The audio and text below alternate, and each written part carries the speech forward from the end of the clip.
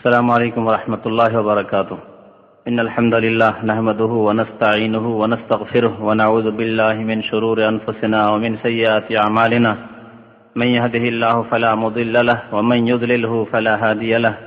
وأشهد أن لا إله إلا الله وحده لا شريك له وأشهد أن محمدا عبده ورسوله. يا أيها الذين آمنوا اتقوا الله حق تقاته ولا تموتن إلا وأنتم مسلمون. يا أيها الناس اتقوا ربكم الذي خلقكم من نفس واحدة وخلق منها زوجها وبث منهما رجالا كثيرا ونساء واتقوا الله الذي تساءلون به والأرحام إن الله كان عليكم رقيبا. يا أيها الذين آمنوا اتقوا الله وقولوا قولا سديدا يصلح لكم أعمالكم ويغفر لكم ذنوبكم ومن يطع الله ورسوله فقد فاز فوزا عظيما. أما بعد فإن خير الكلام كلام الله وخير الهدي هدي محمد صلى الله عليه وسلم وشر الأمور محدثاتها وكل محدثة بدعة وكل بدعة ضلالة وكل ضلالة في النار. أعوذ بالله من الشيطان الرجيم. بسم الله الرحمن الرحيم. إن الذين يبايعونك إنما يبايعون الله يد الله فوق أيديهم فمن نكث فإنما ينكث على نفسه ومن أوفى بما عاهد عليه الله فسيؤتيه أجرا عظيما.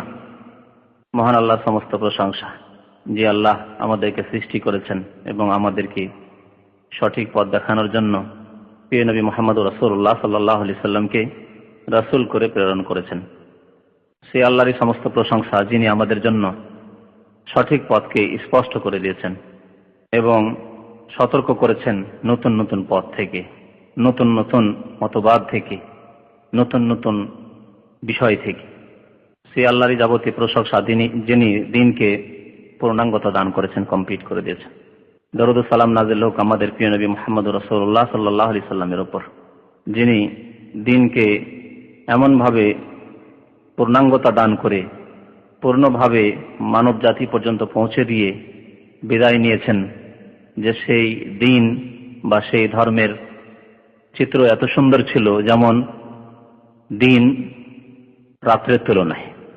নবী করিম সাল্লাল্লাহু আলাইহি সাল্লাম একটি হাদিসে বলেছেন, লাইলুহা কানাহারিহা, এবং এত স্পষ্ট করেছেন যে সেই দিন, যে দিন ইসলাম আল্লাহ নাযিল করেছেন, এত স্পষ্ট যে সেই দিনের, সেই ধর্মের রাত দিনের মতো, মানে সবকিছু স্পষ্ট। লা ইয়াযিগু আনহা ইল্লা হালিক, যে ব্যক্তি ধ্বংসে পতিত সেই পথভ্রষ্ট হতে পারে। এইভাবে স্পষ্ট করে দিয়েছেন আল্লাহ রাব্বুল আলামিন দিনকে। এই দিন স্পষ্ট হওয়ার পরেও কেউ যদি পথভ্রষ্ট হয় তাহলে সে হতভাগা, সেই ব্যক্তি হালেক, ধ্বংসে পতিত।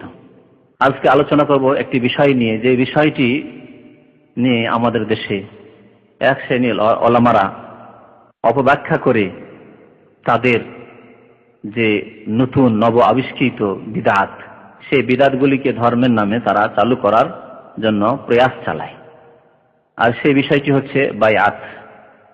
এই বায়আতের কথা কোরআনে কারিমে রয়েছে, এই বায়আতের কথা নবী করিম সাল্লাল্লাহু আলাইহি ওয়াসাল্লামের হাদিসে রয়েছে। এই বায়আত কয়েক প্রকারের রয়েছে, যেগুলি সুন্নত মোতাবেক।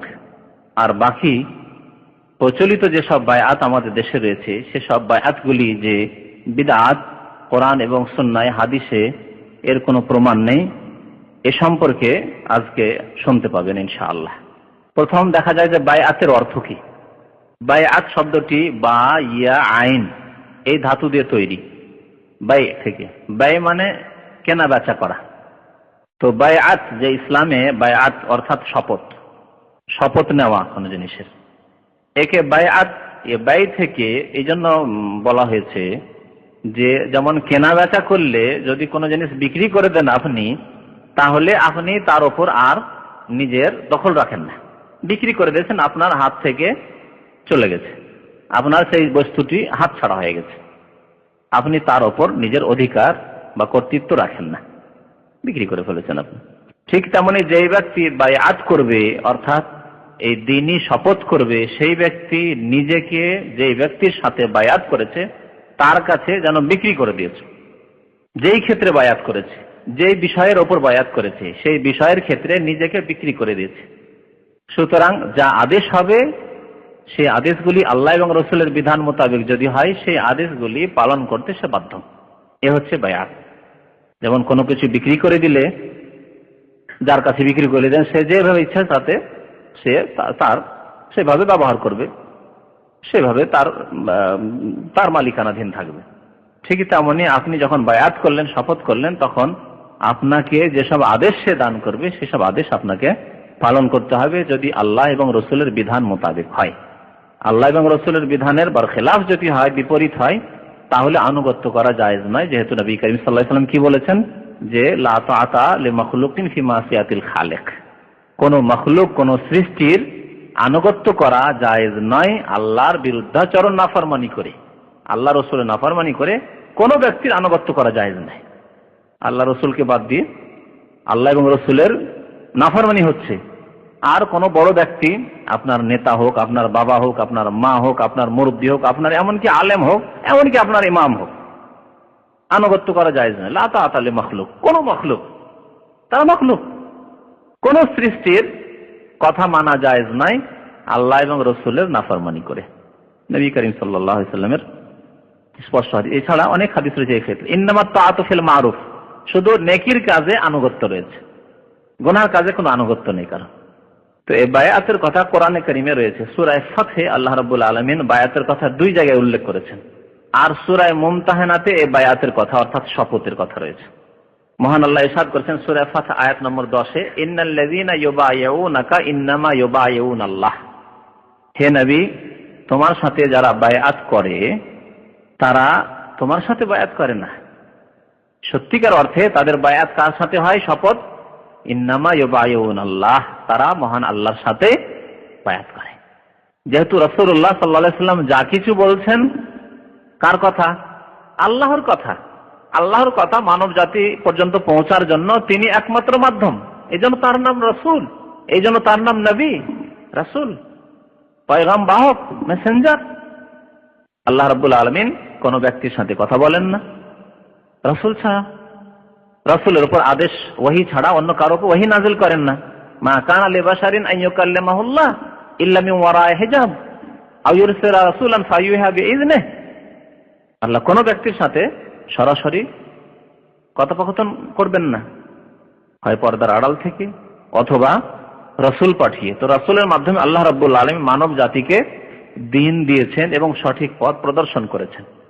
তো রাসূলুল্লাহ সাল্লাল্লাহু আলাইহি ওয়াসাল্লামের সাথে যে ব্যক্তি শপথ করলো, অঙ্গীকারবদ্ধ হলো, সে আল্লাহর সাথে অঙ্গীকারবদ্ধ হলো। এত গুরুত্ব রাসূলুল্লাহ সাল্লাল্লাহু আলাইহি ওয়াসাল্লামের সাথে কোনো শপথ করার, কোনো কিছুর ওপর বা কোনো কিছুর অঙ্গীকার করার মূল্য কেমন? যেমন আল্লাহর সাথে অঙ্গীকার করলো, যেহেতু তিনি আল্লাহর পক্ষ থেকে তার রাসূল। ইন্নামা ইউবাইউনাল্লাহ, আরো আল্লাহ ইরশাদ করছেন ইয়াদুল্লাহি ফাওকা আইদিহিম, এবং আল্লাহর হাত তাদের হাতের উপর রয়েছে। আল্লাহর হাত তাদের হাতের উপর রয়েছে। এর মানে এ না যে আল্লাহ তাদের হাতের উপর হাত দিয়ে রয়েছেন। অনেক সময় এরকম শাব্দিক অর্থ উদ্দেশ্য থাকে না। আল্লাহ রাব্বুল আলামিন সারা বিশ্ব তার মখলুক সৃষ্টি, আর মখলুক চাইতে আল্লাহ রাব্বুল আলামিন বিশাল। এই জন্য আমরা তাকবীর বলি আল্লাহু আকবার। আল্লাহ মহান, আল্লাহ সবকিছু চাইতে বড়। আকবার মিন কুল্লি শাই, আল্লাহ সবকিছু চাইতে বড়। যেহেতু আল্লাহ ছাড়া যা কিছু পৃথিবীতে আছে সবকিছু আল্লাহর মখলুক, আল্লাহর সৃষ্টি জগৎ। আকাশ হোক আর জমিন হোক আর পাহাড় পর্বত হোক আর নদী নালা সমুদ্রই হোক আর আরশ হোক আর কুরসি হোক, সবকিছু আল্লাহর মখলুক, আল্লাহর সৃষ্টি। তো ইয়াদুল্লাহি ফাওকা আইদিহিম, আল্লাহ সবকিছুর উপর, সুতরাং আল্লাহর হাত তাদের হাতের উপর। ফামান নাকাসা ফাইন্নামা ইয়ানকুসু আলা নাফসিহি, এই অঙ্গীকার, এই বায়াত, এই শপথ যখন এইরকম গুরুত্ব রাখে যে যেন আল্লাহর সাথে বায়াত করলো, শপথ করলো, সুতরাং এই শপথকে কেউ যদি ভঙ্গ করে, এই চুক্তি যদি কেউ ভঙ্গ করে, তাহলে সে নিজেরই ক্ষতি করলো। ফাইন্নামা ইয়ানকুসু আলা নাফসিহি, নিজের জীবনের জন্য বিপদ টেনে নিয়ে আসলো, নিজে অপরাধী হয়ে আল্লাহ রাব্বুল আলামিনের আযাবে নিমজ্জিত হবে। ফামিন্নামা ইয়ানকুসু আলা নাফসিহি ওয়া মান আওফা বিমা আহাদা আলাইহুল্লাহ, এবং যে ব্যক্তি আল্লাহর সাথে যে ওয়াদা করেছে সেই ওয়াদাকে পূরণ করলো, ফাসায়ুতিহি আজরান আযীমা, আল্লাহ তাকে মহা পুরস্কার দান করবেন। তাহলে বায়াত অর্থাৎ এই শপথ আল্লাহর রাসূলের সাথে করলে তা পুরা করা ফরজ, এই আয়াতে বলা হয়েছে। এই বায়াত কখন হয়েছিল? যখন নবী করিম সাল্লাল্লাহু আলাইহি সাল্লাম হুদায়বিয়া নামক স্থানে অবস্থান করেছিলেন, যাচ্ছিলেন উমরার উদ্দেশ্যে সফর করে যাচ্ছিলেন 1400 সাহাবায়ে কেরামদেরকে নিয়ে। তখন পর্যন্ত মক্কা বিজয় হয়নি, কাফেরদের নেতৃত্ব ছিল, দারুল কুফর ছিল মক্কা। তখন নবী করিম সাল্লাল্লাহু আলাইহি সাল্লাম যখন এই 1400 সাহাবায়ে কেরামকে নিয়ে হুদায়বিয়া নামক স্থানে পৌঁছলেন, জানতে পারলো মক্কার কুরাইশরা, কাফেররা, তখন বাধা দান করলো, না আগে বাড়তে দেবো না, আমরা মক্কা আমাদের, তুমি কি করে আসতে পারো এখানে? তোমার অনুসারী মুসলমানরা কি করে আসতে পারে? আসতে পারে না। নবী করিম সাল্লাল্লাহু আলাইহি ওয়াসাল্লাম বললেন যে আমরা যুদ্ধের জন্য আসিনি, তোমাদের সাথে লড়াইয়ের জন্য আসিনি, আমরা ইবাদত বন্দেগীর জন্য, উমরা করার জন্য এসেছি। জিহাদ ফি সাবিলিল্লাহ ইবাদত, কিন্তু জিহাদ ফি সাবিলিল্লাহর ইবাদতের জন্য আমরা আসিনি, আমরা এসেছি উমরা আর তাওয়াফ করার জন্য, উমরা তাওয়াফ করার জন্য, কাবা শরীফের জিয়ারতের জন্য এসেছি। না, আত্মঅহংকার, কাফেরদের আত্মঅহংকার, যদি এবার ঢুকতে দিয়ে দিই মক্কায়, তাহলে আমরা তো ছোট হয়ে যাবো তার কাছে, হ্যাঁ আমরা ছোট হয়ে যাবো। এই যে অহংকার ধ্বংস করেছে মানুষকে, অহংকার ধ্বংস করেছে ইবলিসকে, অহংকার ধ্বংস করেছে ফেরাউনকে, অহংকার ধ্বংস করেছে কারুনকে, অহংকার ধ্বংস করেছে আবু জাহাল, আবু লাহাবকে, কাফেরদের মক্কার নেতাদেরকে, আর যুগে যুগে অহংকার ধ্বংস করবে প্রত্যেক কাফের মুজরিম অপরাধীদেরকে। নবী করিম সাল্লাল্লাহু আলাইহি ওয়াসাল্লাম যখন বাধাপ্রাপ্ত হলেন, তখন একজন প্রতিনিধি করে হযরত উসমান রাদিয়াল্লাহু তাআলা আনহুকে পাঠিয়ে দিলেন, হযরত উসমান যাক গিয়ে কথা বলে আসুক মক্কার নেতাদের সাথে, যে আমরা আসলে উমরা করার জন্য এসেছি, আমাদেরকে যেতে দাও। তিনি মক্কায় প্রবেশ করলেন। তারপরে হঠাৎ করে খবর আসলো নবী করিম সাল্লাল্লাহু আলাইহি ওয়াসাল্লামের কাছে যে হযরত উসমানকে ধরে তারা বেঁধে রেখে হত্যা করে দিয়েছে। হত্যার খবর চলে আসলো। খবরটি ছিল মিথ্যা, বেঁধে রাখা বা ধরে রাখা এতটুকু সত্য ছিল খবর। তারা অপমানজনক আচরণ করেছিল মক্কার মুশরিকরা হযরত উসমান রাদিয়াল্লাহু তাআলা আনহুর সাথে, কিন্তু হত্যার খবরটি ছিল মিথ্যা খবর। নবী সাল্লাল্লাহু আলাইহি ওয়াসাল্লাম যখন খবর পেলেন যে হযরত উসমান দূত, আমাদের দূতকে হত্যা করে দেওয়া হলো, এবং ইসলামে এই শিক্ষা দিয়েছে যে দূত যে কোনো বার্তা নিয়ে যাক না কেন, যে কোনো সংবাদ নিয়ে যাক না কেন, দুই দেশে যুদ্ধ চলছে, দূত যাচ্ছে সংবাদ নিয়ে, দূতের উপর হস্তক্ষেপ করা, দূতকে অপমান করা হারাম। চরম শত্রু, আপনার মুসলিমদের চরম শত্রু একটি দল, আর তাদের দূত এসছে মুসলিমদের সাথে কথা বলতে, না, দূতের উপর হস্তক্ষেপ করা হারাম। এই শিক্ষা ইসলামে দিয়েছে। নবী করিম সাল্লাল্লাহু আলাইহি ওয়াসাল্লাম বলে এরা তো গাদ্দারি করলো, বিশ্বাসঘাতকতা করলো, দূতের উপর হস্তক্ষেপ করা, দূতের উপর জুলম অত্যাচার করা জায়েজ নয়। সে দূত গিয়েছে, সংবাদ নিয়ে গেছে। সুতরাং তোমরা আমার সাথে শপথ করো যে হযরত উসমান রাদিয়াল্লাহু তাআলা আনহুর প্রতিশোধ যতক্ষণ না নেব, আমরা মদিনা ফিরে যাব না। প্রতিশোধ নেব মক্কার মুশরিকদের কাছ থেকে হযরত উসমানকে হত্যা, যদি তারা হত্যা করে থাকে, যে সংবাদ পৌঁছেছে। বায়াত শপথ হয়ে গেল। পরে খবর আসলো যে না, হযরত উসমানকে তারা ছেড়ে দিয়েছে, ধরে রেখেছিল, ঘরে বন্ধ করে রেখেছিল, তারা ছেড়ে দিয়েছে, অপমান করেছে কিন্তু হত্যা করেনি। যাই হোক, এই শপথ নিয়েছিলেন নবী করিম সাল্লাল্লাহু আলাইহি ওয়াসাল্লাম 1400 সাহাবায়ে কেরামদের থেকে। এই বায়াতের উপর আল্লাহ এত সন্তুষ্ট হয়েছিলেন যে যেহেতু অন্যায়ের প্রতিবাদের জন্য এবং জুলমের প্রতিশোধ নেওয়ার জন্য বায়াত করা হয়েছিল, আর জিহাদ ফি সাবিলিল্লাহর জন্য আল্লাহর রাস্তায় বায়াত করা হয়েছিল যে কাফেররা জুলম করেছে তার প্রতিশোধ নেওয়া হবে। সুতরাং আল্লাহ রাব্বুল আলামিন সন্তুষ্ট হয়ে এই বায়াত সম্পর্কে বলছেন যে যারা এই বায়াত করলো নবীর সাথে, ইন্নামা ইউবাইউনাল্লাহ, তারা আল্লাহর সাথেই স্বয়ং যেন বায়াত করলো, শপথ করলো। এবং এই বায়াত শুধু তাই নাই, আরো একটি আয়াতে এই সূরাতুল ফাতহির আল্লাহ বলছেন যে লাকাদ রাদিয়াল্লাহু আনিল মুমিনিনা ইয ইউবাইউনাকা তাহতাশ শাজারা। সেই মুমিন 1400 সাহাবায়ে কেরামদের উপর আল্লাহ রাজি হয়ে গেছেন, সন্তুষ্ট হয়ে গেছেন, যখন তারা শপথ করেছিল ইয ইউবাইউনাকা, হে নবী তোমার সাথে তাহতাশ শাজারা, গাছের তলায়। গাছের তলায় নবী করিম সাল্লাল্লাহু আলাইহি ওয়াসাল্লাম অবস্থান করেছিলেন, সাহাবায়ে কেরাম একে একে এসে সবাই শপথ করেছিলেন যে ইয়া রাসূলুল্লাহ, আমরা অতক্ষণ পর্যন্ত ফিরে যাব না এখান থেকে যতক্ষণ পর্যন্ত হযরত উসমানের রক্তের প্রতিশোধ না নিয়ে নেব। লাকাদ রাদিয়াল্লাহু, আল্লাহ রাজি হয়ে গেছেন ওই মুমিন 1400 সাহাবায়ে কেরামদের, রাজি হয়ে গেছেন মানে জান্নাতি না? তাহলে আল্লাহ এই আয়াতে 1400 সাহাবায়ে কেরামদেরকে সুসংবাদ দিয়েছেন জান্নাতের। এই জন্য এই শপথের নাম, এই বায়াতের নাম হচ্ছে বায়াতে রিদওয়ান। হাদিসে রয়েছে এই বায়াতের নাম কি? বায়াতুর রিদওয়ান। রিদওয়ান মানে সন্তুষ্টি, আল্লাহর সন্তুষ্টির বায়াত। এমন বায়াত, এমন শপথ নিয়েছিলেন রাসূলুল্লাহ সাল্লাল্লাহু আলাইহি ওয়াসাল্লাম মুমিনদের থেকে যে বায়াতের উপর আল্লাহ সন্তুষ্ট হয়ে গেছিলেন সাহাবায়ে কেরামদের উপর। তাই আল্লাহ রাব্বুল আলামিন এই আয়াতে বলছেন 18 নম্বর আয়াত, লাকাদ রাদিয়াল্লাহু আনিল মুমিনিন, আল্লাহ ওই মুমিনদের উপর রাজি হয়ে গেছেন ইয ইউবাইউনাকা তাহতাশ শাজারা, যখন তারা হে নবী তোমার সাথে বয়াত করছিল গাছের তলায়। ফালেমা মাফি কুলুবিহিম, এবং তাদের অন্তর সম্পর্কে আল্লাহ ওয়াকিফ হাল হয়েছেন, অবগত হয়েছেন।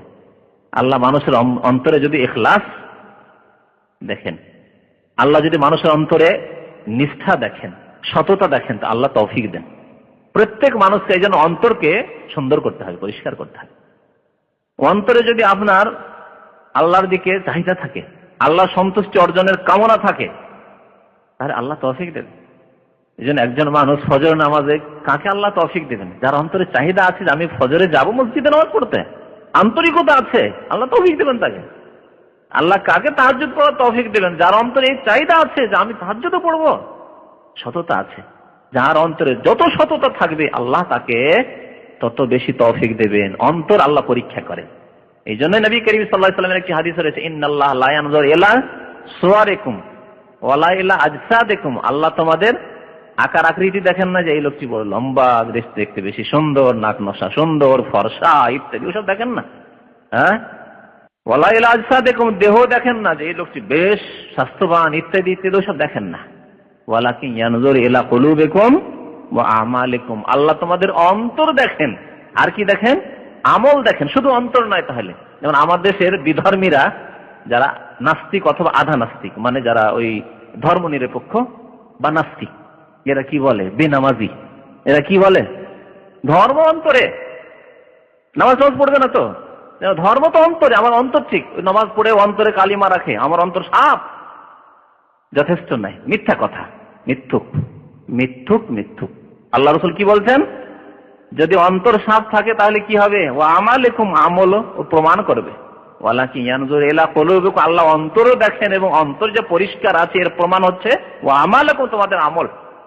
অন্তরে ইখলাস রয়েছে, অন্তরে ঈমান রয়েছে, মজবুত ঈমান রয়েছে, আল্লাহ পরকালে, জান্নাত জাহান্নামে। অন্তরে আল্লাহর ভালোবাসা রয়েছে, মহব্বত রয়েছে, অন্তরে রাসূলের ভালোবাসা মহব্বত রয়েছে। এর প্রমাণ হবে তোমার আমল আল্লাহ সন্তুষ্টির জন্য হচ্ছে, তোমার আমল রাসূলের তরিকায় হচ্ছে, সুন্নাত মোতাবেক হচ্ছে, শিরিক করছো না, বিদআত করছো না, ফরজ ওয়াজিবাতের পাবন্দি করছো। এ হবে প্রমাণ যে তোমার অন্তর পরিষ্কার রয়েছে। আর অন্তর পরিষ্কারের দাবি করলেই শুধু অন্তর পরিষ্কার হয় না। তো আল্লাহ রাব্বুল আলামিন বলছেন ফাআলেমা মাফি কুলুবিহিম, 1400 সাহাবায়ে কেরাম যারা এই বায়াত নিয়েছিলেন তাদের অন্তর আল্লাহ জেনে ফেলেছেন, যে অন্তরে এদের ইখলাস রয়েছে, সততা রয়েছে, খুলুসিয়ত রয়েছে, লিল্লাহিয়াত রয়েছে। ফাআলেমা মাফি কুলুবিহিম ফাআনজালাস সাকিনাতা আলাইহিম, তাদের উপর আল্লাহ প্রশান্তি নাজিল করলেন। প্রশান্তি, আল্লাহ প্রশান্তি না। এই জন্য মানুষ পয়সা দিয়ে শান্তি পায় না, পার্থিব ভোগ বিলাসের বস্তু দিয়ে শান্তি পায় না। আসল শান্তি রয়েছে আল্লাহর সাথে সম্পর্কে, আল্লাহকে স্মরণ করাই, আল্লাহ বিযিকরিল্লাহি তাতমাইন্নুল কুলুব। তখন সাকিনা, ইতমিনান, প্রশান্তি নাজিল হয় যখন আল্লাহর সাথে মানুষ সম্পর্ককে মজবুত রাখে। যত বেশি আল্লাহর সাথে সম্পর্ক মজবুত থাকবে তত বেশি শান্তি অনুভব করবে।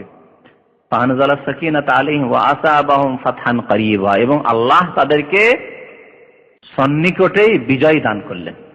এই হুদাইবিয়ার সন্ধিতে মনে হচ্ছে যে বাহ্যিক আমাদের লস হয়ে গেল, সারেন্ডার হয়ে যেতে হইল, কাফেররা যা কিছু বললো সেসব শর্ত মেনে নিতে হইল, ফিরে যেতে হইল তাদের কথায়। কিন্তু এই ঘটনা কখন ঘটলো? নবী সাল্লাল্লাহু আলাইহি ওয়াসাল্লাম হিজরতের 6ষ্ঠ হিজরিতে, আর 7মের পরে 8ম হিজরিতে কি হয়ে গেল? ওয়াসাবাহুম ফাতহান করিব, মক্কা বিজয় হয়ে গেল। এবং দলে দলে মুসলমান হওয়ার কাফেররা সুযোগ পেল, যেহেতু আবাদে তারা আসা যাওয়া করতে লাগলো মদিনা এই চুক্তির ভিত্তিতে। ওয়াসাবাহুম ফাতহান করিবা। তো এই বায়াত সম্পর্কে আয়াতগুলিতে বলা হয়েছে। তাহলে ইসলামে বায়াত রয়েছে, কিন্তু কেমন বায়াত রয়েছে পরে বলছি ইনশাআল্লাহ।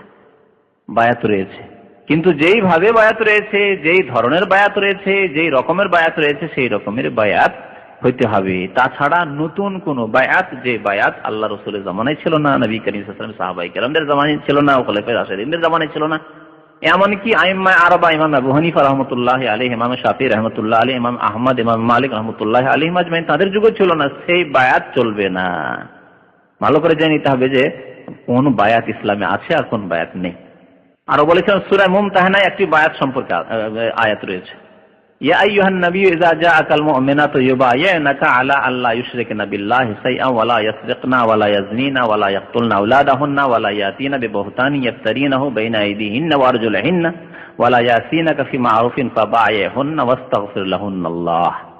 আল্লাহ বলছেন ইয়া আইয়ুহান নবী, হে নবী, ইযা জাআকাল মুমিনাত, যখন তোমার কাছে মুমিন মহিলারা ইসলাম গ্রহণ করে আসবে, ইসলাম গ্রহণ করে আসবে কিসের জন্য? ইউবাইয়িনাকা, তারা শপথ করার জন্য যে ইয়া রাসূলুল্লাহ আমরা ইসলাম গ্রহণ করেছি, ইসলামে বিশ্বাসী, ঈমানে বিশ্বাসী হয়েছি, আল্লাহ পরকালে বিশ্বাসী হয়েছি, সুতরাং আমাদেরকে মুসলমান করে নেন, কলেমা পড়িয়ে দেন।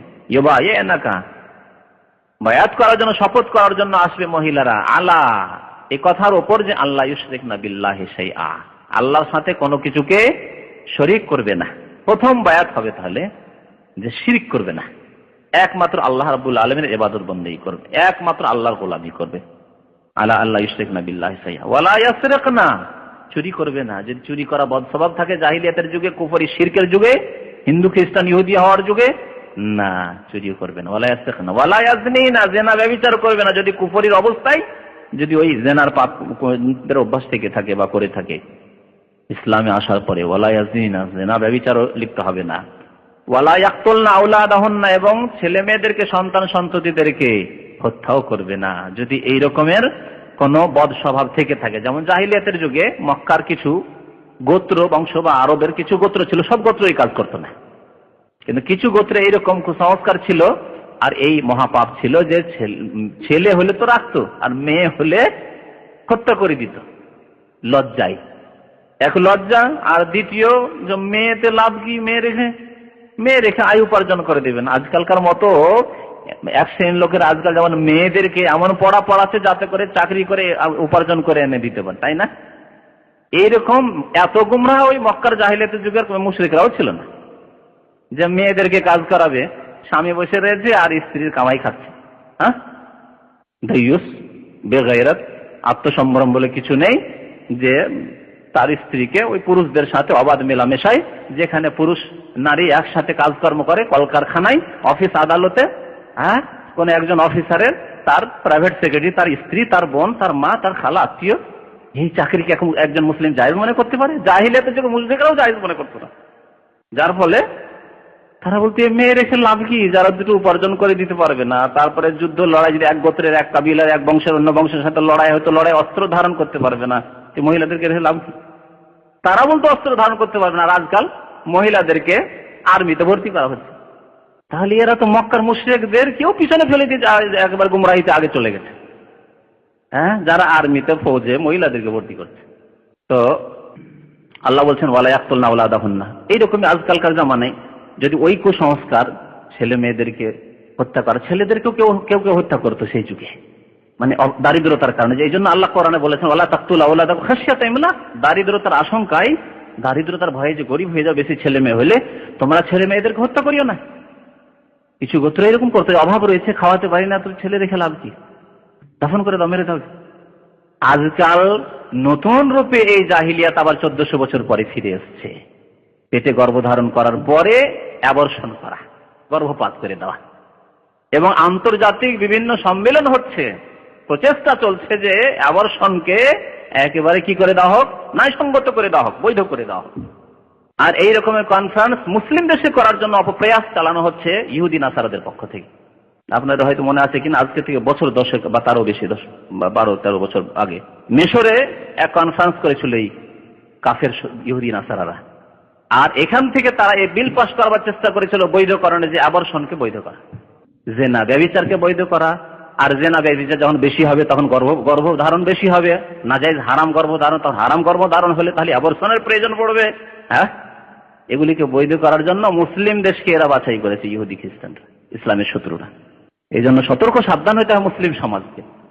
তো আল্লাহ রাব্বুল আলামিন বলছেন ওয়ালা ইয়াকতুলনা আওলাদাহুন্না, আজকেও এক শ্রেণীর এমনকি মুসলিমদের কথা শোনা যায় যে মুসলিমদের ছেলে নেবে না, ছেলে মেয়ে নেবে না, আর পেটে গর্ভধারণ করেছে স্ত্রী, সেই জন্য নিয়ে গিয়ে হসপিটালে, নিয়ে গিয়ে নার্সিং হোমে নিয়ে গিয়ে আবর্ষণ করছে। এটিও ছেলে মেয়ে হত্যা করার শামিল, যে কাবিরা গুনাহ। ওয়ালা ইয়াকতুলনা আওলাদাহুন্না, সেই দিন কাল কিয়ামতে ওই নিঃসাব শিশুকে আল্লাহ রাব্বুল আলামিন জিজ্ঞেস করবেন বিআইয়ি যামবিন কুতিলাত, তোমাকে কেন হত্যা করা হয়েছিল, কেন হত্যা করেছিল তোমার বাবা মা? জবাব দিতে পারবে, বলছে আল্লাহ আমি তো কিছু জানি না, আমি তো কিছুই জানি না, মায়ের পেট থেকে আমাকে আবর্ষণ করা হয়েছে, পৃথিবীতে আসতে দেয়নি আমার বাবা মা, তাদেরকে জিজ্ঞেস করো, জাহান্নামে চলে যাবে এই জালেমরা যারা এই আবর্ষণ করে, গর্ভপাত করে। তো আল্লাহ রাব্বুল বলছেন ওয়ালা ইয়াকতুলনা আওলাদাহুন্না, তাহলে শপথে নবী করিম সাল্লাল্লাহু আলাইহি সাল্লামকে আল্লাহ বলছেন এইগুলির ক্ষেত্রে শপথ নেবে। ওয়ালা ইয়াতিনা বিবহতানি ইফতারিনাহু বাইনা আইদিহিন্না ওয়া আরজুলিহিন্না, এবং এমন কোন মিথ্যা কথা বলবে অথচ জিনা করে সে সন্তান নিয়েছে। বিবাহিতা মহিলা সন্তান এসছে হয়তো ব্যভিচার করে, আর বলছে যে এই সন্তান কার? স্বামীর। বিবাহিতা হলে পর্দার আড়ালে রয়েছে, যা কিছু জিনা ব্যভিচার হচ্ছে লুকায়িত, কারো টের পাওয়ার কোনো ক্ষমতাও নেই, অন্যের হারাম বাচ্চা নিয়ে স্বামীর বাচ্চা, যেহেতু স্বামীর ছাতা রয়েছে মাথার উপর। আল্লাহ বলেন ওয়ালা ইয়াতিনা বিবহতানি ইফতারিনাহু বাইনা আইদিহিন্না ওয়া আরজুলিহিন্না, এই মিথ্যা গড়ে নিয়ে ব্যভিচার করে আর মিথ্যা কথা বলা যে হচ্ছে স্বামীর ছেলে বা স্বামীর মেয়ে, স্বামীর সাথে সহবাসের মাধ্যমে সে ছেলে বা মেয়ে এসছে, এইরকম কাজ যাতে করে মহিলারা না করে, এর জন্য শপথ। ওয়ালা ইয়াসিনাকা ফি মারুফ, এবং ভালো কাজে হে নবী তোমার যেন বিরুদ্ধাচার নাফরমানি না করে। যে কোনো ভালো কাজে নবী করিম সাল্লাল্লাহু আলাইহি সাল্লামের হাদিস হবে বা আদেশ হবে, আল্লাহ রসুলের আদেশ নিষেধ হবে, তা পালন করবে। ফাবায়হুন্না, এসব কথার উপর যদি কোনো মহিলা ইসলাম গ্রহণ করে শপথ করতে চায় তাহলে তার সাথে শপথ নিয়ে নাও। আল্লাহ বলছে ফাবায়হুন্না, বায়াত নাও। ওয়াস্তাগফির লাহুন্নাল্লাহ, এবং আল্লাহর কাছে এদের জন্য তুমি মার্জনা কামনা করো, ক্ষমা চাও। নবী করিম সাল্লাল্লাহু আলাইহি সাল্লামের জীবদ্দশায় নবী করিম সাল্লাল্লাহু আলাইহি সাল্লামের কাছে যারা ইসলাম গ্রহণ করতে আসতো তাদের জন্য আল্লাহর কাছে ক্ষমা চাইতেন। আল্লাহ আদেশ করেছেন ওয়াস্তাগফির লাহুন্নাল্লাহ, তাদের জন্য আল্লাহর কাছে তুমি ক্ষমা প্রার্থনা করো, যেহেতু নবী করিম সাল্লাল্লাহু আলাইহি সাল্লামের দোয়া আল্লাহ শুনবেন। ইন্নাল্লাহা গাফুরুর রাহিম, নিশ্চয় আল্লাহ রাব্বুল আলামিন মার্জনাকারী এবং দয়াবান। তো এই আয়াত তিনটিতে আল্লাহ বায়াতের কথা উল্লেখ করেছেন, শপথের কথা। তাহলে ইসলামে বায়াত শপথ রয়েছে, কিন্তু কি ধরনের বায়াত রয়েছে এই হাদিস এই আয়াতগুলির উপরে আমল করে নবী করিম সাল্লাল্লাহু আলাইহি সাল্লাম কিভাবে বায়াত নিয়েছেন, এই বিভিন্ন রকমের হাদিসগুলি দেখলে দেখা যায় যে নবী করিম সাল্লাল্লাহু আলাইহি সাল্লাম তিন প্রকারের বায়াত নিয়েছেন। তিন প্রকারের বায়াত নিয়েছেন নবী করিম সাল্লাল্লাহু আলাইহি সাল্লাম। প্রথম প্রকারের বায়াত হচ্ছে যে বায়াতের কথা নবী করিম সাল্লাল্লাহু আলাইহি সাল্লাম এই বায়াত নেননি, যেহেতু নবী করিম আল্লাহর রাসূল ছিলেন, তারপরে বিষয় উল্লেখ করেছেন।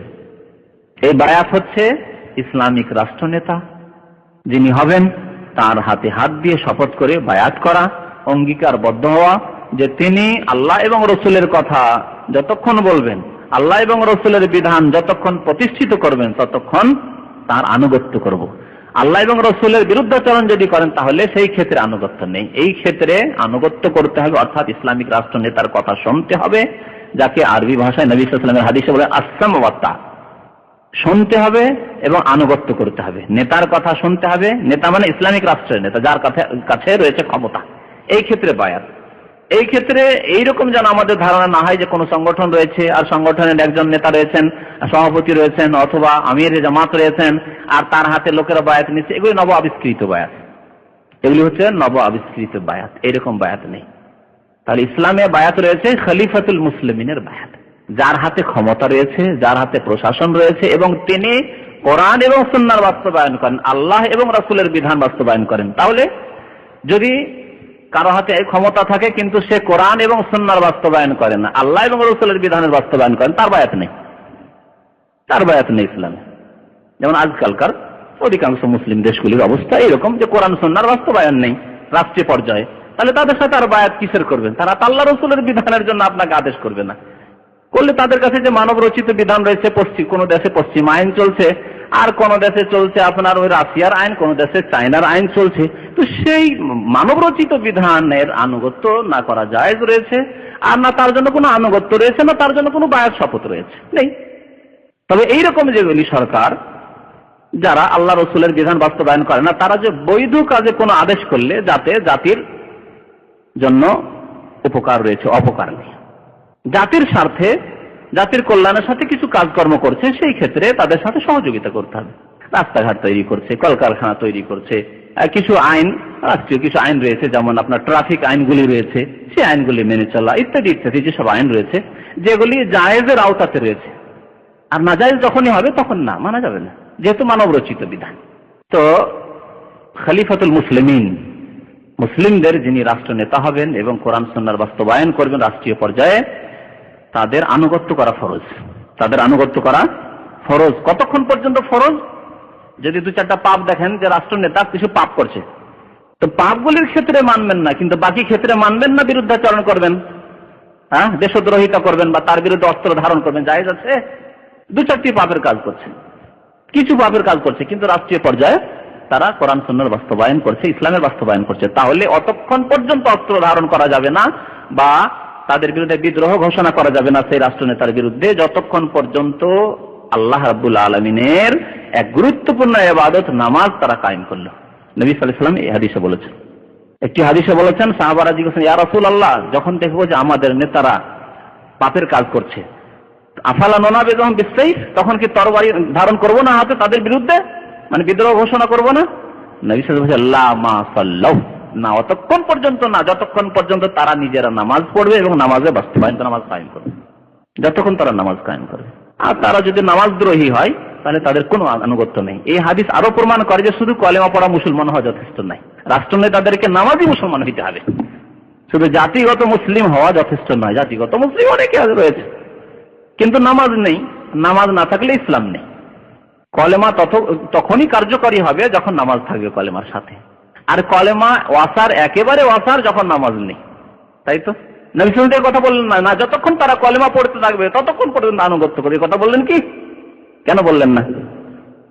যথেষ্ট নয়? তাহলে বোঝা যাচ্ছে যে নামাজ বিহীন কলেমা ওয়াসার, কোনো সার নেই তাতে। লা মা সাল্লাম, এর থেকে আরো অনেক কিছু বোঝা যায়। বোঝা যাচ্ছে যে নামাজ তাহলে সমস্ত আমল চাইতে গুরুত্বপূর্ণ। এই কথা নবী বলেননি যে হ্যাঁ, যখন দেখবে তারা সুদ খাচ্ছে, যখন দেখবে যে তারা বেশ্যাখানা লাইসেন্স দিচ্ছে, তখন তাদের বিরুদ্ধে বিদ্রোহ ঘোষণা করে দিবে। বললেন কি? না, বললেন না। মাশাআল্লাহ, যতক্ষণ নামাজ পড়েছে, আর নামাজ না পড়লে হ্যাঁ, তাহলে তাদেরকে রাখা যাবে না। এই জন্য মুসলিম নেতাদেরকে নামাজি হতে হবে। মুসলিম দেশের মুসলিম নেতাদেরকে আল্লাহকে ভয় করা উচিত এবং নামাজি হওয়া উচিত তাদেরকে। তো এই ক্ষেত্রে হযরত উবাদা বিন সামিত রাদিয়াল্লাহু তাআলা আনহুর হাদিস রয়েছে যে খলিফার সাথে বায়াত করা হচ্ছে ওয়াজিব এবং এই বায়াতের ওপর অটল থাকাও ওয়াজিব। হযরত উবাদা বিন সামিত রাদিয়াল্লাহু তাআলা বলেন, বায়ানা রাসূলুল্লাহ সাল্লাল্লাহু আলাইহি ওয়াসাল্লাম আলা সামি ওয়া তাআহ, আমরা আল্লাহ রাসূলের সাথে বায়াত করেছি শোনার ওপর এবং আনুগত্য করার ওপর, যে আল্লাহ রাসূলের কথা শুনবো আর কি করব? মানবো, আনুগত্য করব, শুনবো আর মানবো। এটি হচ্ছে মুমিনের কথা, যে শুনবো আর মানবো। পক্ষান্তরে মুনাফিকদের কথা সামিনা ওয়া আসাইনা, ইহুদিদের আচরণ ছিল সামিনা ওয়া আসাইনা। কোরআনে তাদের কথা আল্লাহ বলেছেন, শুনলাম এক কান দিয়ে আর এক কান দিয়ে বের করে দিলাম। এটা হচ্ছে ইহুদিদের আচরণ, এটি হচ্ছে মুনাফিকদের আচরণ। আর মুমিন, ইন্নামা কানা কাউলাল মুমিনিনা ইযা দুউ ইলাল্লাহি ওয়া রাসূলিহি আন ইয়াকুলু সামি'না ওয়া আতা'না ওয়া উলাইকা হুমুল মুফলিহুন। মুমিনের এই কথা হবে যে যখন ইযা দুউ ইলাল্লাহি ওয়া রাসূলিহি, আল্লাহ এবং রাসূলের দিকে আহ্বান করা হবে, আল্লাহর কথা বলা হবে, রাসূলের কথা বলা হবে, তখন কি বলবে? আন ইয়াকুলু সামি'না, বলবে শুনলাম, ওয়া আতা'না, মেনে নিলাম, ওয়া উলাইকা হুমুল মুফলিহুন। আর যাদের মধ্যে এই গুণ রয়েছে যে শুনলাম মানলাম, তারাই হচ্ছে কোন জাতি? মুফলিহুন জাতি, মানে এরাই মুক্তি পাবে, এরাই সফল কাম হবে, এদের জন্য কামিয়াবি রয়েছে। আর যারা এক কান দিয়ে শুনলো, বছরকে বছর শুনতে আছে শিরক বিদাতের কথা, কবর মাজার পূজা শিরক ইত্যাদি ইত্যাদি সুন্নত বিদাত শুনতে আছে, এক কান দিয়ে শুনে আর এক কান দিয়ে বের করলো, যখন দেশে ফিরে গেল আবার যেমনকার তেমন হয়ে গেল। এটি কিন্তু ইহুদিদের আচরণ আর মুনাফিকদের আচরণ। এইরকম আচরণ যাতে না হয়। শুনবেন, শোনার পরে বুঝার চেষ্টা করবেন, বুঝার পরে হক এবং না হক যাচাই করবেন, সত্য মিথ্যা যাচাই করার পরে আপনি যখন সত্য উপলব্ধি করবেন, এবং এর জন্য আপনাকে চেষ্টা করতে হবে, প্রয়াস চালাতে হবে, সত্য কোথায় রয়েছে, হক কোথায় রয়েছে তার সন্ধান চালাতে হবে। যখন হককে পেয়ে গেছেন তখন সবচাইতে মূল্যবান জিনিস আপনার কাছে হচ্ছে হক, সত্য। তখন সামি'না ওয়া আতা'না বলতে হবে, আল্লাহ তোমার কথা শুনলাম, তোমার রাসূলের কথা শুনলাম এবং মেনে নিলাম। তা আমরা শোনা এবং আনুগত্য করার উপর বায়াত নিয়েছিলাম রাসূলুল্লাহ সাল্লাল্লাহু আলাইহি ওয়াসাল্লামের কাছে। ফিল উসরে ওয়াল ইউসরে, কষ্টের সময় হোক আর সুখের সময় হোক। অনেকে তো সুখের বন্ধু, মানে যখন রাষ্ট্রনেতা দিচ্ছে, বেশি বেশি খাওয়াতে পারছে, ভালো চাকরি দিতে পারছে, ততক্ষণ তো সাথে আছি। আর যখন দেখা যায় বেকার সমস্যা বেড়ে গেল, ছেলে মেয়ে তার চাকরি পাচ্ছে না, আর ভালো দুর্ভিক্ষ দেখা দিচ্ছে, আর সরকার তো আমাদের এই করে দিতে পারছে না, সেই করে দিতে পারছে না, তখন পাল্টিয়ে দিলাম। না না, এই কথা ইসলামে নেই। সরকার যেমন হিতাকাঙ্ক্ষী হবে জনসাধারণের, তেমন জনসাধারণের হিতাকাঙ্ক্ষী হবে ইসলামিক সরকারের। ফিল উসরে, কষ্টের সময় আনুগত্য করতে হবে, ওয়াল ইউসরে, আর যখন সচ্ছল থাকবে তখনও। সুখের সময়ও আনুগত্য করতে হবে যিনি ইসলামিক রাষ্ট্র নেতা হবেন তার। ওয়াল মানসাতি ওয়াল মাকরাহি, খুশি থাকলেও আর কষ্ট লাগলেও, অনেক সময় মানতে কষ্ট লাগে, মন চাই না যে এই আদেশ মানি। ইসলামিক রাষ্ট্রনেতার আদেশ হয়েছে যে আল্লাহ রাস্তায় বেরিয়ে পড়তে হবে, দেশের উপর আক্রমণ হতে যাচ্ছে, মুসলিম জাতির উপর আক্রমণ হতে যাচ্ছে, সুতরাং বেরিয়ে পড়া। কষ্ট না, বেরিয়ে যেতে হবে, আদেশ হয়েছে। আর সেই আদেশ কোন গুনার আদেশ হয়নি, নেকির আদেশ হয়েছে। ফিল মানসাতি ওয়াল মাকরাহি ওয়া আলা আসারাতিন আলাইনা, এমন কি যদি আমাদেরকে ছেড়ে দেয়, অন্যদেরকে প্রাধান্য দেয়, অগ্রাধিকার দেয়, অথচ আমাদের হক ছিল। যেমন চাকরি বাকরির ক্ষেত্রে অনেক দেশে এরকম হচ্ছে যে একজন যোগ্য ছেলে রয়েছে, আর যোগ্য ছেলে থাকতে, ফার্স্ট ডিভিশনের ছেলে থাকতে সেকেন্ড ডিভিশনের ছেলেকে চাকরি দিয়ে দেওয়া হলো। এখানে কি করা হলো? সরকার অন্যায় কাজ করলো। কিন্তু না, এই ক্ষেত্রে আনুগত্য করতে হবে, অস্ত্র ধারণ করা যাবে না, বিদ্রোহ ঘোষণা করা যাবে না। ও আলা আসারাতিন আলাইনা, দিল না, আমাদের ভাগ ছিল, আমাদের হক ছিল, হক আমাদেরকে না দিয়ে অন্যদেরকে দিয়ে দিল। ওয়ালা আনলা নুনাজিল আমরা আহলাহু, যাকে আল্লাহ নেতৃত্ব দিয়েছেন সেই নেতৃত্ব ছিনিয়ে নেব না, অর্থাৎ বিদ্রোহ ঘোষণা করব না। ওয়ালা আন নাকুলা বিল হক আইনামা কুন্না, যেখানে থাকি না কেন আমরা সত্য কথা বলবো। লা নাখাফু ফিল্লাহি লাওমাতা লাইম, এবং আল্লাহর সন্তুষ্টির ক্ষেত্রে কে তিরস্কার করবে, কে কি কথা বলছে, এসব আমরা চিন্তা করব না। আজকাল এক শ্রেণীর মানুষরা ইমান এত দুর্বল থাকে, সত্যকে জেনে নেওয়ার পরেও দেশে যাব, দেশে গেলে বলবে, কে বলবে ওয়াহাবি, কে বলবে যে তুমি নতুন ধর্ম নিয়ে এসছো, কে বলে কোন কথা বলছো, তোমার বাপ দাদা পূর্বপুরুষ সবাই পীরের মুরিদ হয়ে থাকলো, আর তুমি পীর ছেড়ে দিবে, পীর ছেড়ে দিয়ে কোথায় যাবে তুমি, পীর ছেড়ে দিলে তুমি গুমরাহ হয়ে মরবে, পথভ্রষ্ট হয়ে মরবে, ইত্যাদি ইত্যাদি এসব কথাবার্তা, তুমি গুমরাহ হয়ে গেছো, এসব কথাবার্তা শুনবে না। সেজন্য যাক, যেদিকে বাতাস সেদিকে চলি। যেদিকে বাতাস সেদিকে চলতে আরাম লাগে, কিন্তু মুক্তি পাওয়া যায় না সব সময়। তো বাতাসের উল্টো দিকে আপনার বাড়ি থাকতে পারে, আর যদি বাতাসের সাথেই চলতে থাকেন তাহলে নিজের বাড়ি থেকে দূরে চলে যাবেন। ওই রকম গন্তব্য স্থান আপনার জান্নাত, যদি বাতাস উল্টো দিকে জাহান্নামের দিকে থাকে জাহান্নামে চলে যাবেন। নবী সাল্লাল্লাহু আলাইহি ওয়াসাল্লাম বলছেন যে আমরা সত্য কথা বলবো। আইনামা কুন্না, নবী সাল্লাল্লাহু আলাইহি ওয়াসাল্লাম বায়াত নিয়েছেন সাহাবায়ে কেরামদের কাছে। উবাদা বিন সামিদ বলছেন, লা নাখাফু ফিল্লাহি লাওমাতা লাইম, কে কে কি বলছে সেটা সম্পর্কে চিন্তা করব না বা ভয় করব না। আরেকটি হাদিসে রয়েছে, ওয়ালা আল্লাহ নুনাজিল আমরা আহলাহু ইল্লা আন তারাউ কুফরান বাওয়াহান ইনদাকুম মিনাল্লাহি ফিহি বুরহান, যাকে আল্লাহ নেতৃত্ব দিয়েছেন তার নেতৃত্ব ছিনিয়ে নেব না, নেতৃত্ব ছিনিয়ে নেব না। তবে কখন নেতৃত্ব ছিনিয়ে নেব, বিদ্রোহ ঘোষণা করব, ইল্লা আন তারাউ কুফরান বাওয়াহ, স্পষ্ট কুফরি যখন দেখব, স্পষ্ট কুফরি, স্পষ্ট কুফরি নামাজকে অস্বীকার করে দাও, নামাজ কায়েম না করা, স্পষ্ট কুফরি ঘোষণা করে যদি কোন রাষ্ট্রনেতা যে জেনা যদি সম্মতির সাথে হয় তা হালাল, জেনাকে হালাল করে দিল, মদ হালাল, হালাল মনে করছে না, পারছি না আমরা, সেই জন্য হয়তো মদের লাইসেন্স দিয়ে রেখেছে, তাহলে ফাঁসে।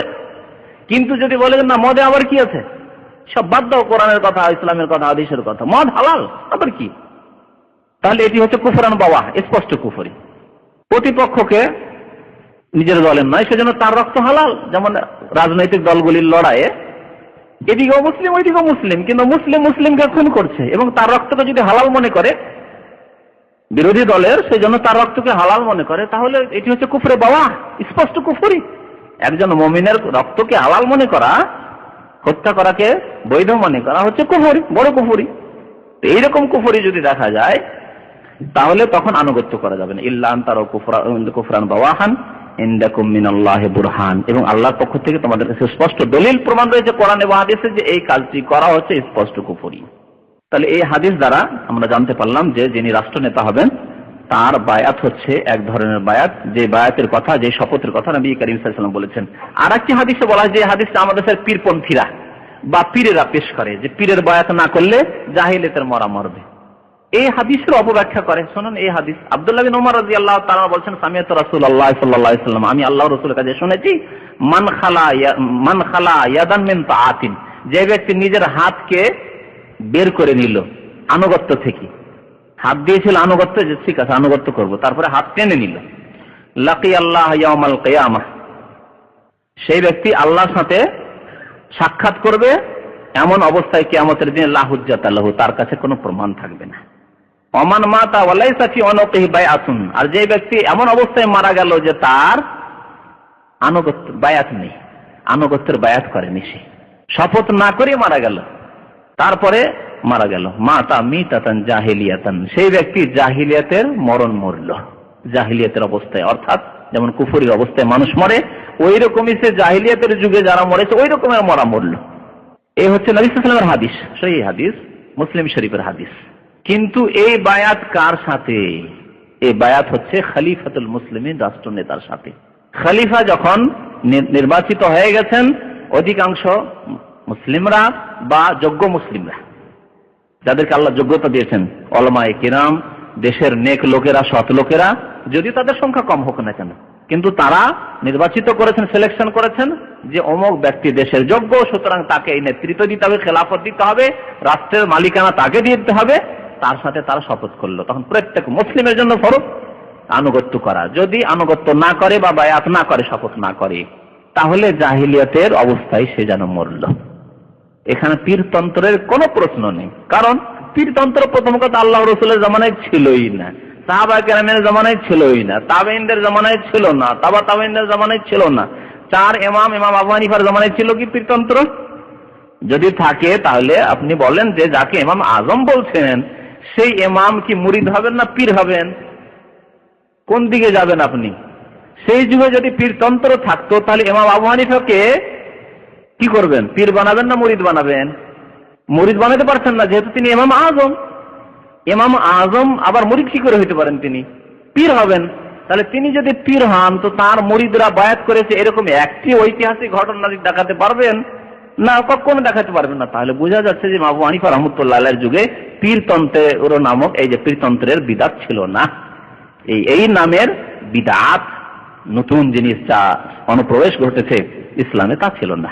এইরকম ইমাম শাফিঈ, তার যুগের ইমাম আবু হানিফার যে বছর ইন্তেকাল হচ্ছে সেই বছর ইমাম শাফির জন্ম হচ্ছে 150 হিজরি।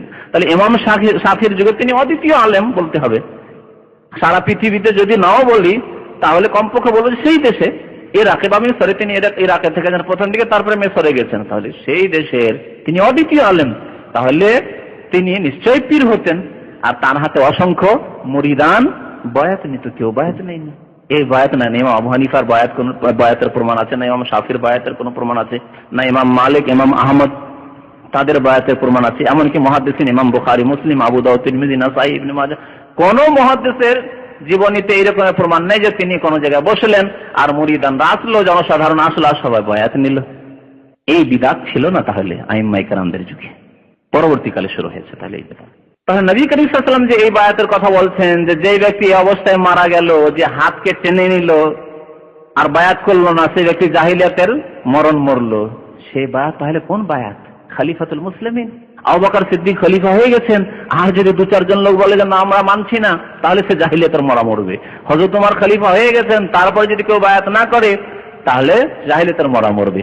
হযরত ওসমান খলিফা হয়ে গেছেন, আর কেউ যদি বিদ্রোহ ঘোষণা করে, বায়াত না করে, যেমন যারা খুন করার জন্য এসেছিল, তাহলে তারা জাহিলিয়াতের মরণ মরবে তারা।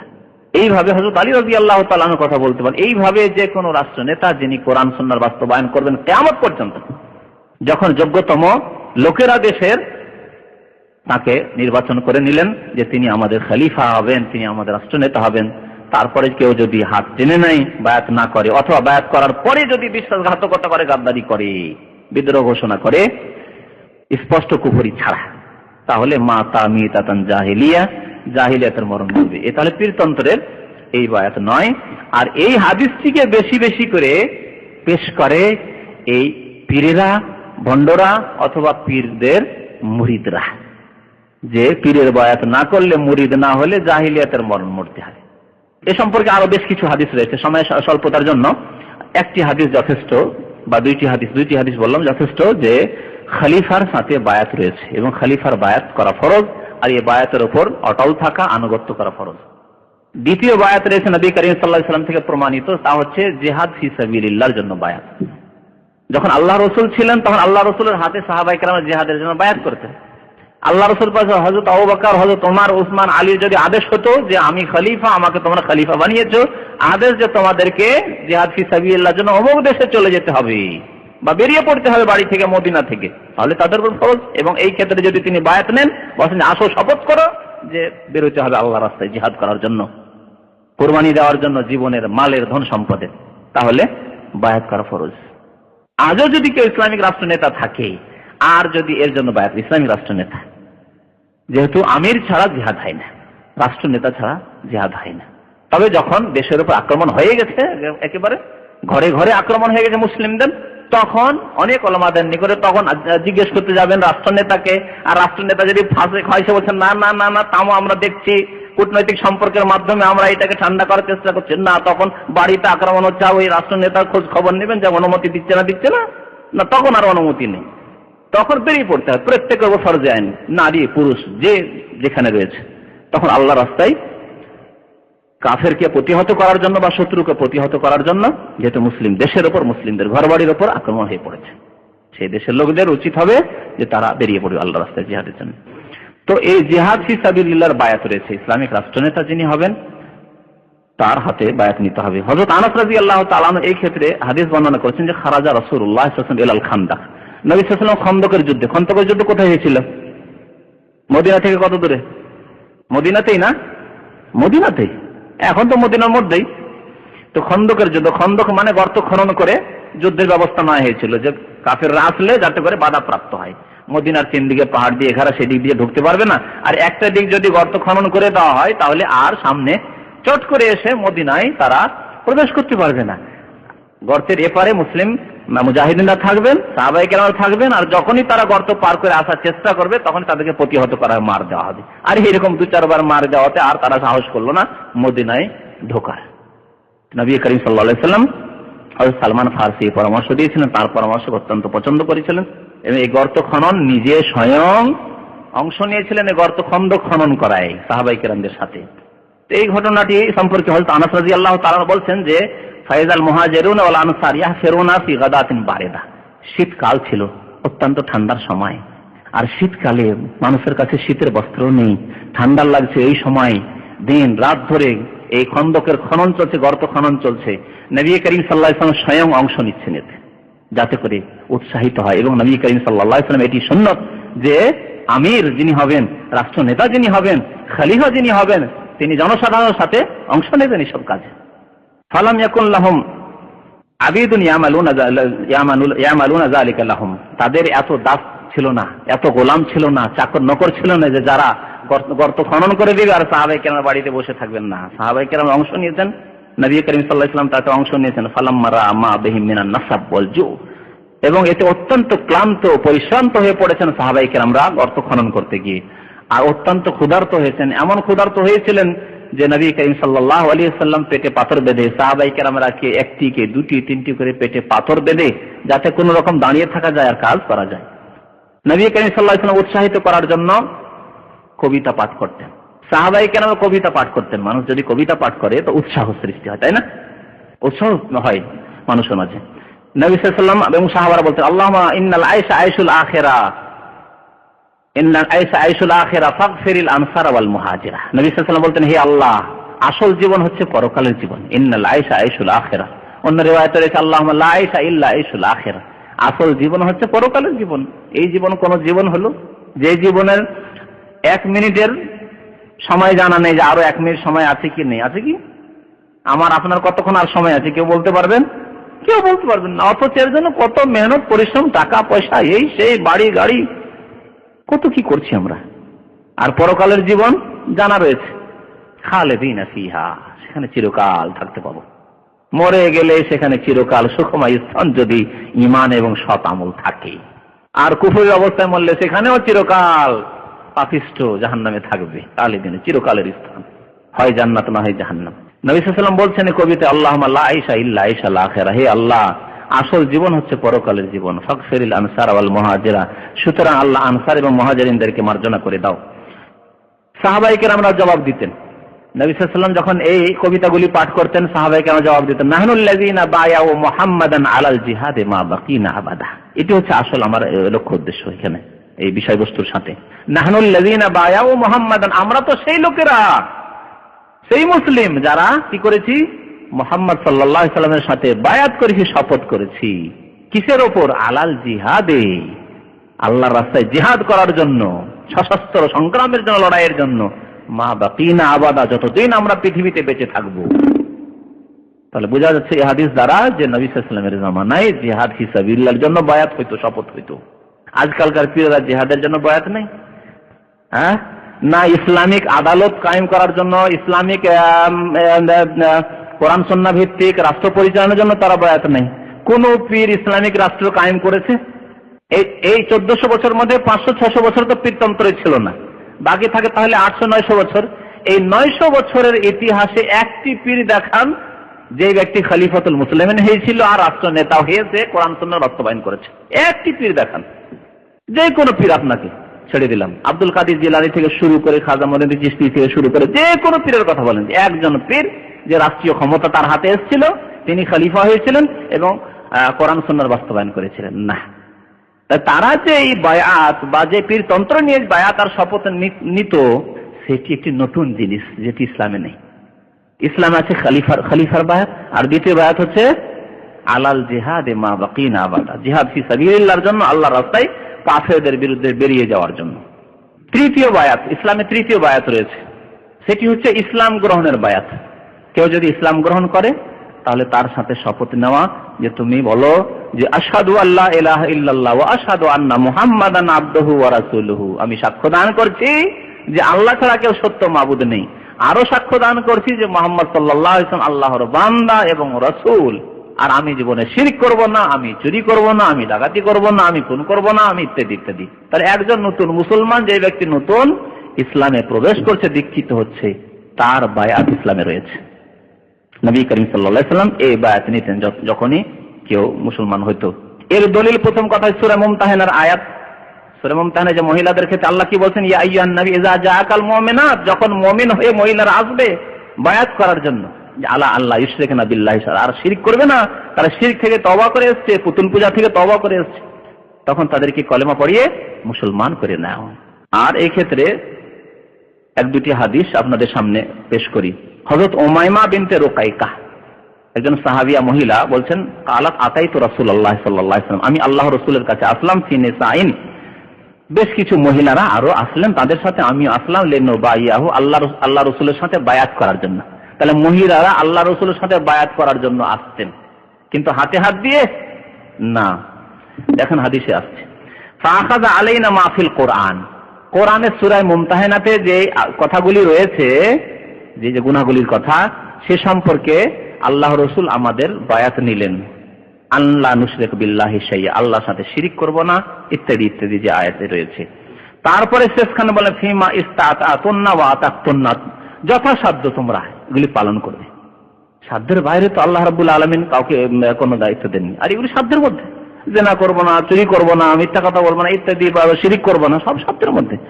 তো যতটুকু তোমরা পারবে এই ক্ষেত্রে আনুগত্য করবে, এই বায়াতের উপর অটল থাকবে। কুলনা আল্লাহু ওয়া রাসূলুহু আরহাম বিনা মিন আনফুসিনা, এই সাহাবিয়া মহিলারা বলছেন যে আমরা বললাম আল্লাহ এবং তার রাসূল আমাদের উপর আমাদের চাইতেও দয়াবান। যে আল্লাহর কথা কোরআনে বলে দেওয়ার পরে বলছেন যে যথাসত্য তোমরা এগুলি পালন করবে, তাহলে কত দয়াবান রাসূলুল্লাহ সাল্লাল্লাহু আলাইহি ওয়াসাল্লাম আল্লাহর পরে। কুলনা ইয়া রাসূলুল্লাহ আলা তুসাফিহুনা, তারপরে এই মহিলারা বলছেন ইয়া রাসূলুল্লাহ আমাদের সাথে মুসাফা করবেন না, যে বায়াত যে করলেন তো হাতে হাত দিয়ে মুসাফা, মুসাফা কাকে বলে? একে আরবি ভাষায় সাফা বলে, হাতের তলাকে সাফা বলে, আর হাতের তলার সাথে হাতের তলা মিলানোকে মুসাফাহা বলে, যাকে আমরা মুসাফা করি, হ্যাঁ। তো মুসাফাহা, তা আমাদের সাথে মুসাফা করবেন না, মানে বায়াত করলেন পুরুষদের সাথে, তো হাতে হাত দিয়ে নবী করিম সাল্লাল্লাহু আলাইহি ওয়াসাল্লাম বায়াত করতেন, তা আমাদের সাথে করবেন না।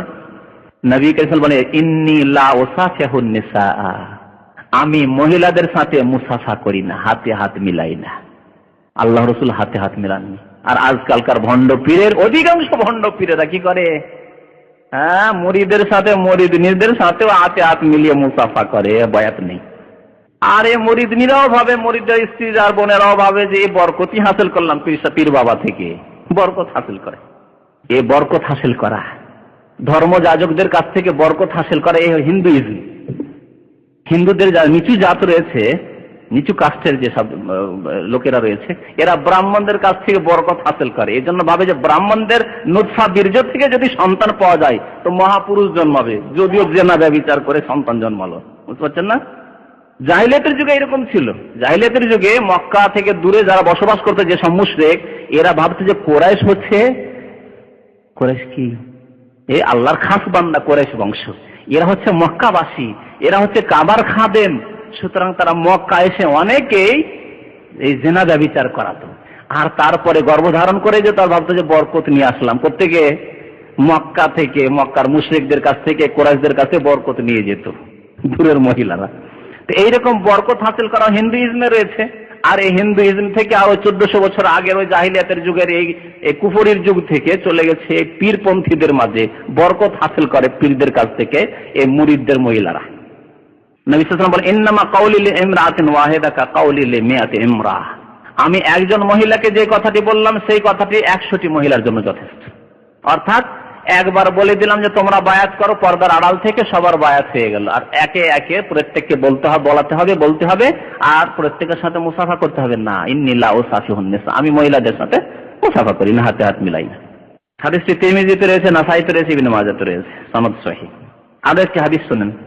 মুজাশা ইবনে মাসউদ বলছেন যে এত বিআখি আবি মাবাদ ইলা রাসূলিল্লাহ সাল্লাল্লাহু আলাইহি ওয়াসাল্লাম ফাতহ, মক্কা বিজয়ের পরে আমার ভাইকে নিয়ে আসলাম আল্লাহ রাসূলের কাছে। মানে সে আগেই মুসলমান হয়েছিল আর তার ভাই এখন নতুন করে মুসলমান হবে, তাই নিয়ে আসলো। ফাকুলতু ইয়া রাসূলুল্লাহ, হে আল্লাহ রাসূল, বায়াহু আলাল হিজরা, হে আল্লাহ রাসূল একে হিজরতের জন্য বায়াত নিয়ে নেন। মক্কা বিজয় হয়ে গেছে, ইয়া রাসূলুল্লাহ এই আজকে মুসলমান হচ্ছে, এর সাথে বায়াত নেন যে এই হিজরত করবে আর মক্কা থেকে মদিনা চলে যাবে, সে হিজরতের জন্য বায়াত নেন।